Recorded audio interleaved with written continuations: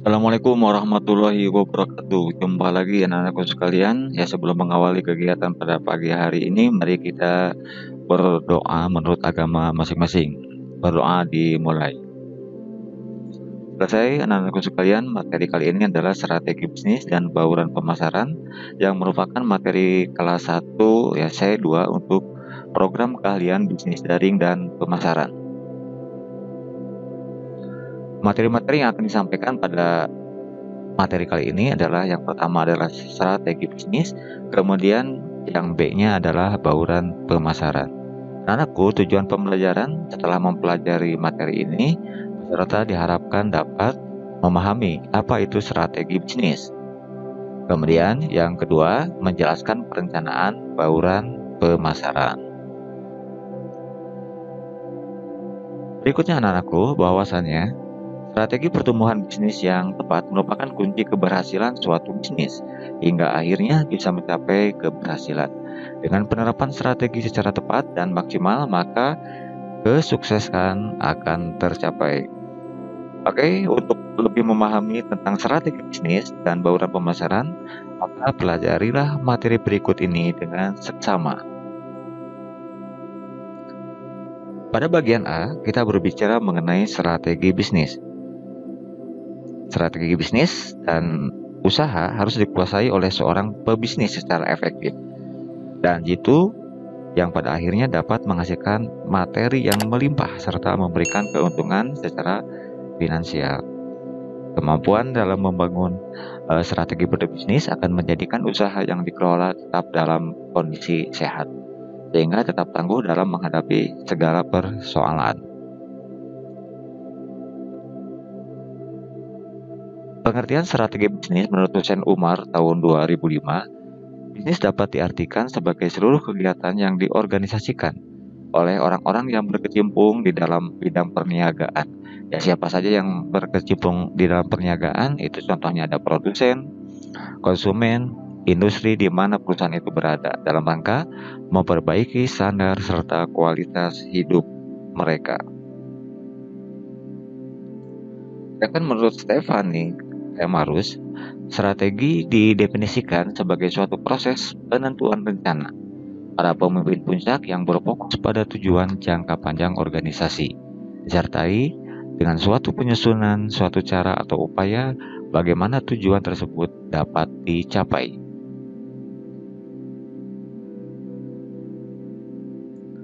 Kemudian yang kedua, konsep strategi bisnis.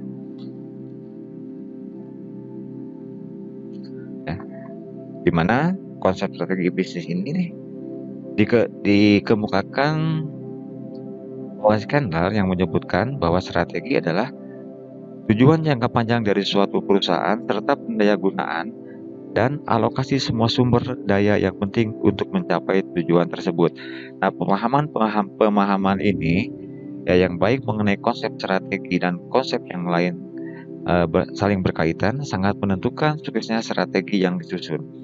Nah, konsep-konsep strategi bisnis itu terdiri dari yang pertama adanya distinctive kompeten, kemudian yang B adalah competitive advantage.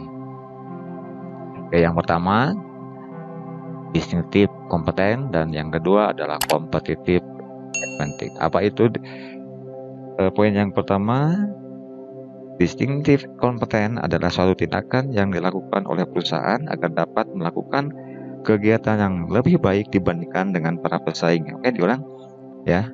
Tindakan yang dilakukan oleh perusahaan agar dapat melakukan kegiatan yang lebih baik dibandingkan dengan pesaingnya. Ya, di mana identifikasi distinctive kompeten dalam suatu organisasi itu adalah meliputi keahlian tenaga kerja, kemudian yang kedua adanya kemampuan sumber daya. Nah, kedua faktor ini menyebabkan sebuah perusahaan dapat unggul dibandingkan dengan para pesaingnya.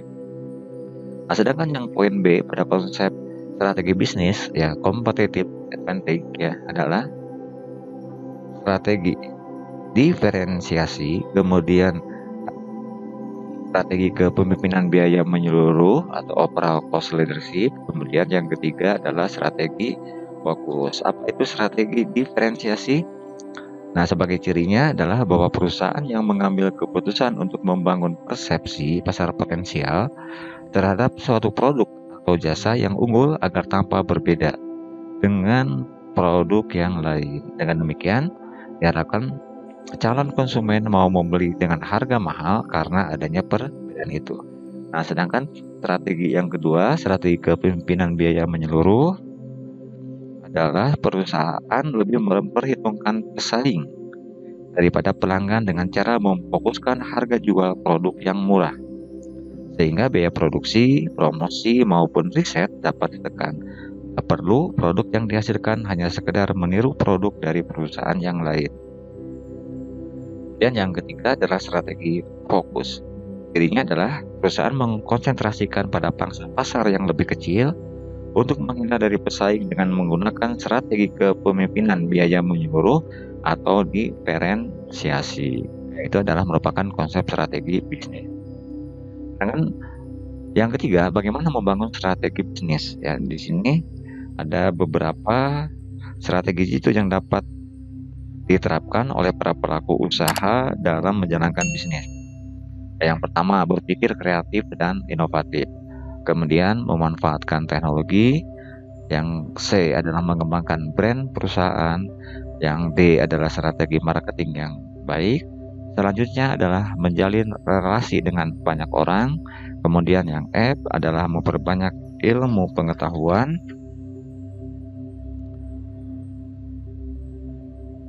Ya, di sini adalah bagaimana cara membangun strategi dalam menjalankan bisnis.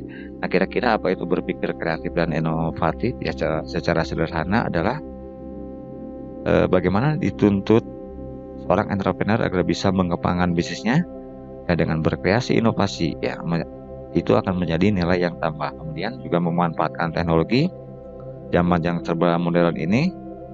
Ya, kita memanfaatkan media-media teknologi ya, media internet, maka dicoba mempromosikan bisnis kepada masyarakat. Kemudian mengembangkan brand perusahaan ya, di mana merek masih menjadi patokan paling penting bagi sebagian masyarakat ya dalam menentukan produk yang dibeli. Ya. Oke, untuk materi selanjutnya adalah anak-anakku sekalian. Nah, di sini juga disebutkan beberapa cara tentang bagaimana membangun bisnis yang baik. Ini bagaimana cara membangun bisnis yang baik. Oke, dimana diantaranya adalah mampu berpikir kritis ya, berpikir kritis. Kemudian juga berani mengambil risiko, berpikir terbuka. Ya, maksudnya adalah setiap bisnis itu memiliki karakter tersendiri ya, dan tugas pengelolanya adalah untuk mengetahui karakteristik yang muncul. Mulailah berpikir secara terbuka serta mengambil perspektif berbeda guna membuat ide-ide yang muncul menjadi nyata. Kemudian berpikir tajam dan fokus ya, terbuka dalam berpikir menjadi kunci bagi siapapun yang ingin memulai ide bisnis tertentu. Nah, di mana hal ini akan membantu seorang mencari perspektif yang berbeda dari sebuah ide bisnis.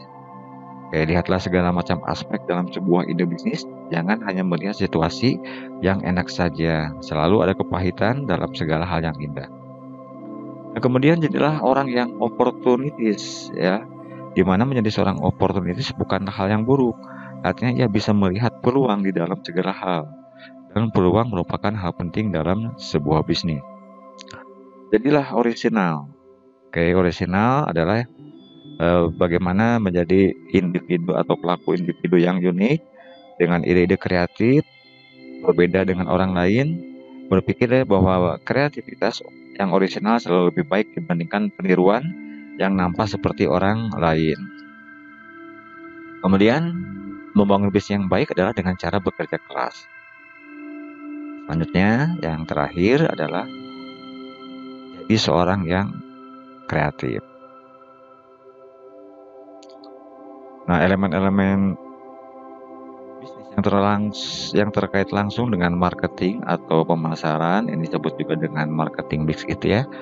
Ini juga sebagai menjadi penanda di mana adanya produk, promosi, lokasi, harga, itu juga bagian daripada elemen-elemen bisnis yang harus dilaksanakan.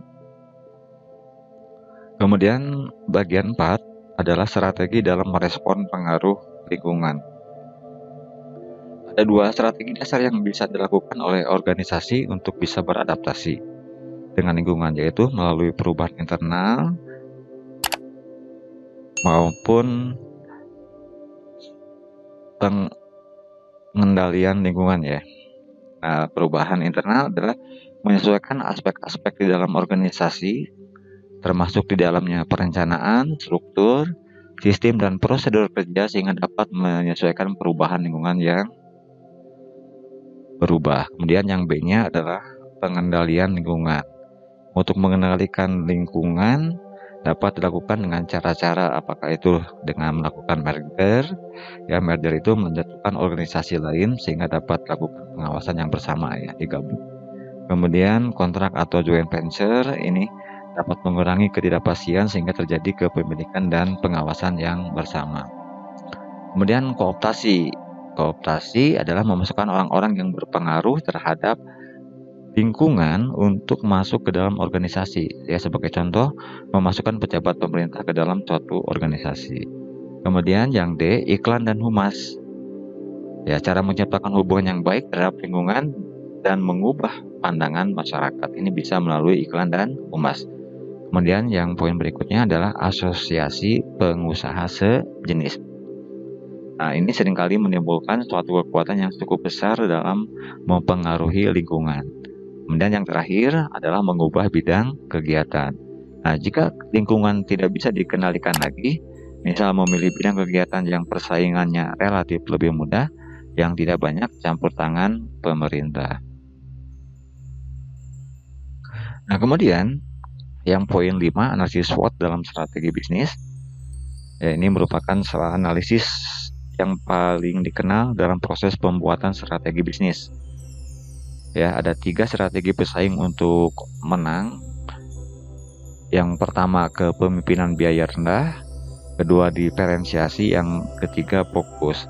Ya, kepemimpinan yang rendah itu seperti yang sudah dibahas adalah di mana perusahaan bekerja keras untuk mencapai biaya produksi terendah sehingga dapat menetapkan harga lebih rendah dibandingkan pesaingnya dan berhasil merebut pangsa pasar yang lebih rendah dari pesaingnya. Ya, jadi biaya produksi rendah maka akan bisa menetapkan biaya rendah. Dan diferensiasi di mana perusahaan memusatkan perhatian pada penciptaan line produk dan program pemasaran yang berbeda sehingga akhirnya muncul sebagai pemimpin pasar. Kemudian fokus di mana perusahaan memusatkan perhatiannya pada usaha melayani beberapa segmen pasar yang baik dan bukan mengejar seluruh pasar. Nah, kemudian strategi yang dapat dilakukan dengan strategi SWOT yaitu adalah strategi SO, di mana strategi ini dibuat berdasarkan lembaga, yaitu dengan memanfaatkan seluruh kekuatan atau strength untuk merebut dan memanfaatkan peluang sebesar-besarnya. Ya, strategi SO, strength opportunities. Nah, kemudian strategi ST, strength threat ya, adalah strategi dalam menggunakan kekuatan yang dimiliki perusahaan untuk mengatasi ancaman. Kemudian strategi WO, weakness opportunity. Ya, strategi ini diterapkan berdasarkan pemanfaatan peluang yang ada dengan cara meminimalkan kelemahan yang ada. Kemudian yang terakhir adalah strategi WT, weakness dan threat. Ya, strategi ini didasarkan pada kegiatan yang bersifat defisit dan berusaha meminimalkan kelemahan yang ada serta menghindari ancaman. Oke, itu adalah strategi-strategi yang dapat dilakukan dengan strategi SWOT, strength, weakness, opportunity, dan threat. Anak-anak sekalian, pada bagian B bidang pemasaran, insya Allah akan disampaikan pada pertemuan berikutnya. Terima kasih, sampai jumpa kembali. Semangat selalu dalam pembelajarannya. Assalamualaikum warahmatullahi wabarakatuh.